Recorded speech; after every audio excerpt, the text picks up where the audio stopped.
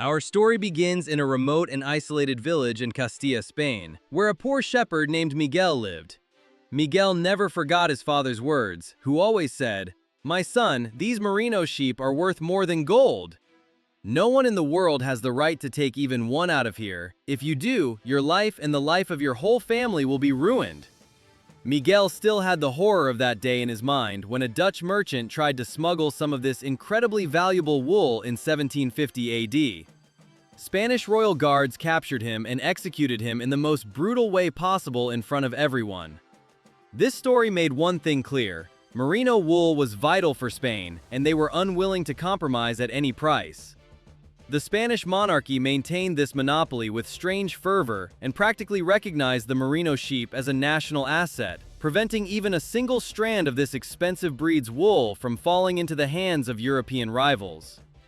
Now, we need to know what exactly this Merino wool possesses that led to people being killed and executed for it. Merino wool is something completely unique. This wool is so soft and delicate that when you wear it, it doesn't itch at all. At the same time, like a little magician, it keeps your body warm and quickly wicks away and dissipates any moisture. These unique qualities meant that Merino wool wasn't just a luxury fabric, but a true miracle in the world of fashion and the clothing industry. It is said that even the kings and the most aristocratic people of their time used this wool as a sign of power and wealth. When the name Merino wool came up, it was as if they were talking about a real jewel whose price was skyrocketing.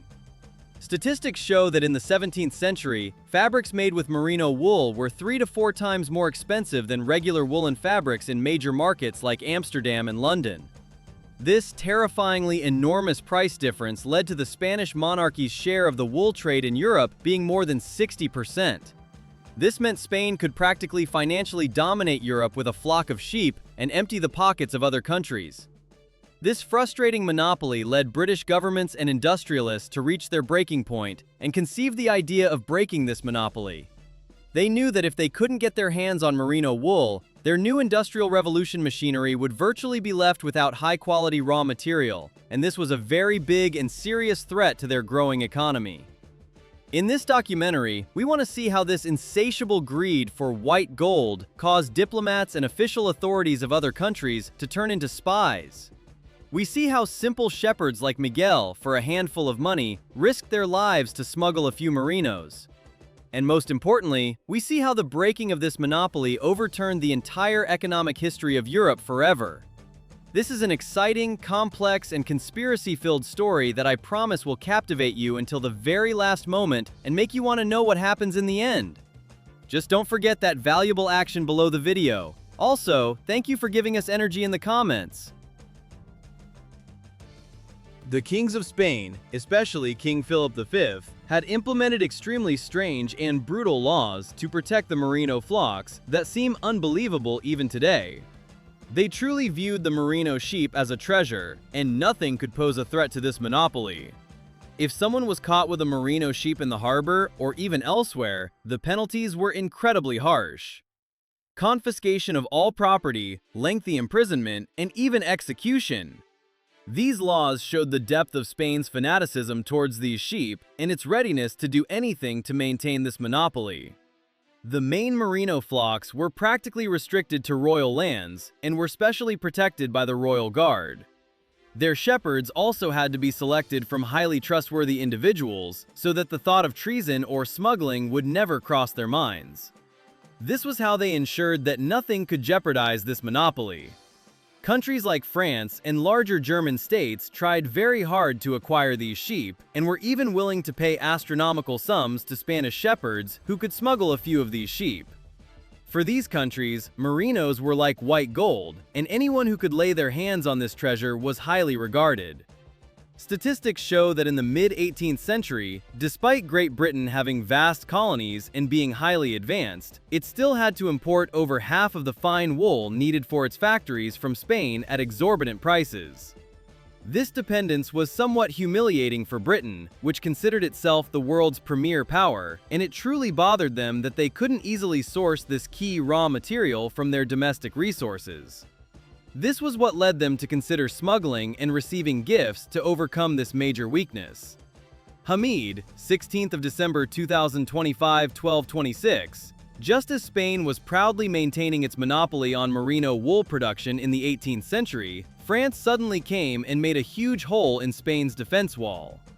The French were very clever. They used their diplomats and intricate plans, and stealthily and illegally smuggled a large number of merino sheep across the southern borders.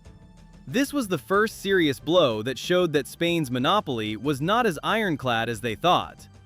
But the most cunning method to extract merinos from Spain was the use of official gifts, which was truly a masterstroke.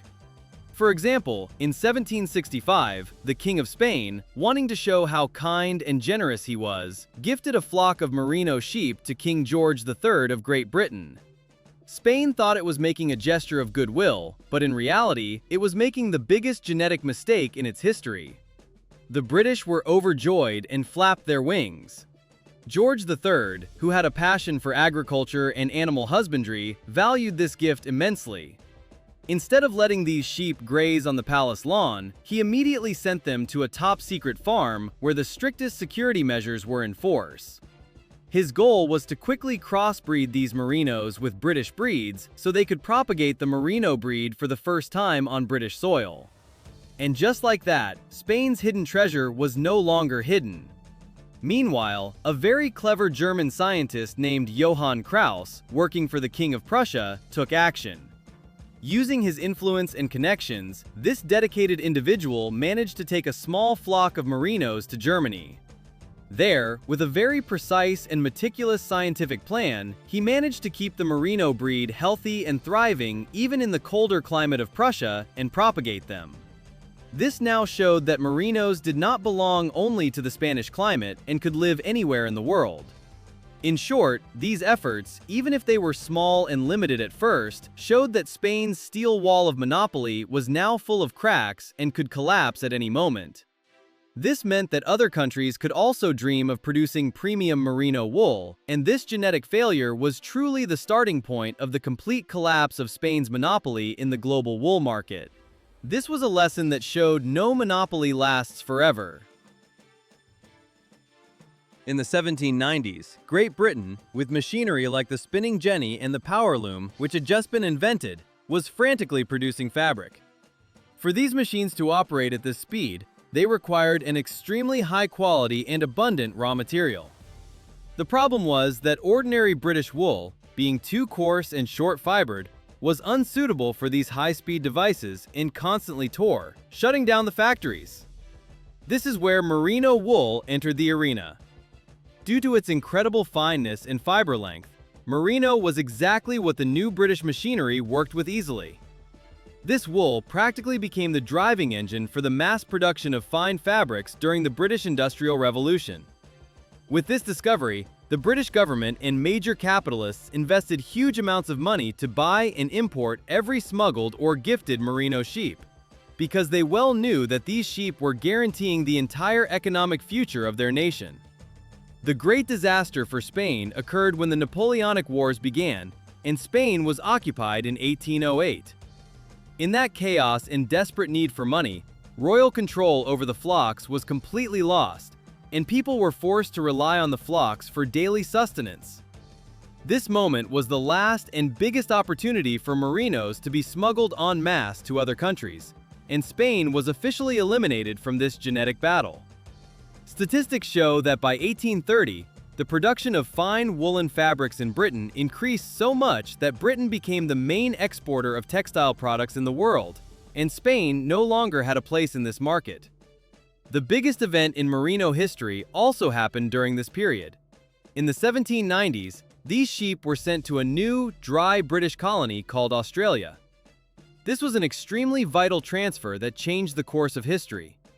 Australia's dry climate and vast grazing lands were a fantastic environment for merinos. These conditions led to an incredible improvement in the quality of merino wool, and the amount of wool each sheep produced increased several times over. This truly felt like a miracle. A key British officer named John MacArthur played an essential role in developing this breed in Australia. With his intelligence and ingenuity, he crossed various merino strains and succeeded in producing the finest and most prolific wool in the world. By the mid-19th century, Australia incredibly became the undisputed giant of merino wool production globally, and Great Britain no longer needed Spain in the slightest. This wool wealth greatly strengthened Australia's economic infrastructure and kept the country on its feet. Statistics prove something else. In 1870, wool exports from Australia had increased so much that they practically provided a huge portion of the colony's revenue. This means the power of a flock of sheep built a new country and formed Australia's economic foundation. Today, merino wool is still a very expensive material, and due to its special properties like being odor-resistant, temperature-regulating, and incredibly lightweight, it is used in the production of the best sportswear, mountaineering gear, and luxury fashion. Today, merino faces very tough competitors like synthetic fibers such as polyester and nylon. But fashion experts and environmental advocates still consider it much superior to its plastic and petroleum rivals because of its natural origins and the fact that merino wool decomposes in nature. Merino wool is somewhat considered the conscious and luxurious choice.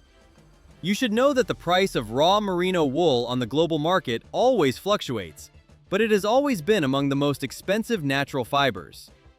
Its price can reach several dollars per kilogram, showing that even after hundreds of years, merino is still an incredibly valuable commodity. Overall, this story of the spy sheep showed that although Spain lost its monopoly, the merino legacy lives on, and this wool is recognized as a symbol of quality and luxury worldwide. This is something that will never fade away.